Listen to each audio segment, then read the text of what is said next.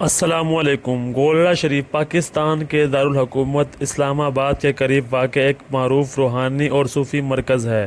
یہ جگہ ضلع راولپنڈی میں واقع ہے اور یہاں پر حضرت پیر مہر علی شاہ رحمۃ اللہ علیہ کا مزار موجود ہے، جنہیں بر صغیر کے عظیم صوفی بزرگوں میں شمار کیا جاتا ہے۔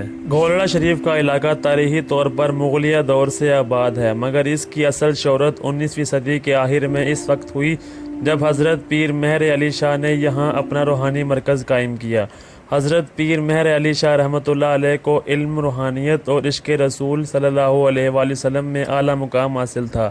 آپ نے مرزا غلام احمد قادیانی کے خلاف بھرپور علمی و فکری محاذ قائم کیا اور اسلام کی اصل تعلیمات کا دفاع کیا۔ ہر سال ذوالقعدہ کے مہینے میں حضرت پیر مہر علی شاہ رحمۃ اللہ علیہ کا عرس مبارک منایا جاتا ہے۔ لاکھوں زائرین ملک بھر سے شرکت کرتے ہیں۔ ہفتہ وار محافل ذکر، میلاد اور دروس قرآن پاک کا اہتمام کیا جاتا ہے۔ گولڑہ شریف میں روحانی بیت، علم، تدریس اور تربیتی نشستیں باقاعدگی سے منعقد ہوتی ہیں۔ 2025 میں زائرین کی تعداد میں نمایاں اضافہ ہوا ہے، خاص طور پر نوجوان طبقہ روحانیت کی طرف متوجہ ہو رہا ہے۔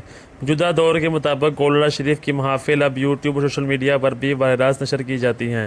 حکومت اور مقامی انتظامیہ کی مدد سے درگاہ کی تزئین و تعمیر میں بہتری آئی ہے۔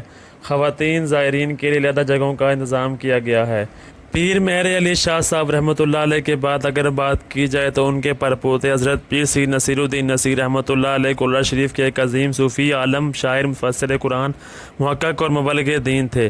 آپ کو شمار پاکستان کی ان ہستیوں میں ہوتا ہے جنہوں نے علم و عرفان، عشق رسول صلی اللہ علیہ وآلہ وسلم اور روحانیت کے میدان میں گراں قدر خدمات انجام دیں۔